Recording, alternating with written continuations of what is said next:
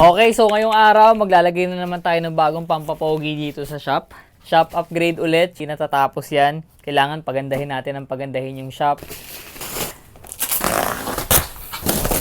Natin. Sukat nito 60 by 120. Magiging square siya, 120 by 120. At ilalagay natin yan dito sa right wall natin. Meron ditong wall, in blank wall lang siya. Then lahat may laman na, di ba? Maganda tignan. Tapos biglang boom!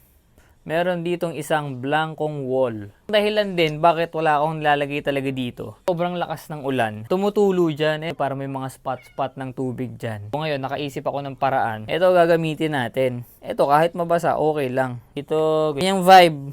2 t-shirt or 3 siguro pwede natin isiksik dyan. Sa ilalim or dito, kung saan man. Magdidrill pa ako. Mag-iingay pa tayo saglit. 12 butas. Okay, game.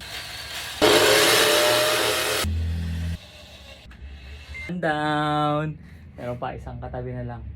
Okay, tapos na.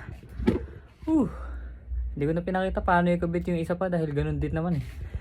Ngayon, lalagyan na natin ng laman. Bang! So that's it. Sinabit ko na rin dyan yung whiteboard. For now, yan muna. Feeling ko okay naman yung nagawa ako dito.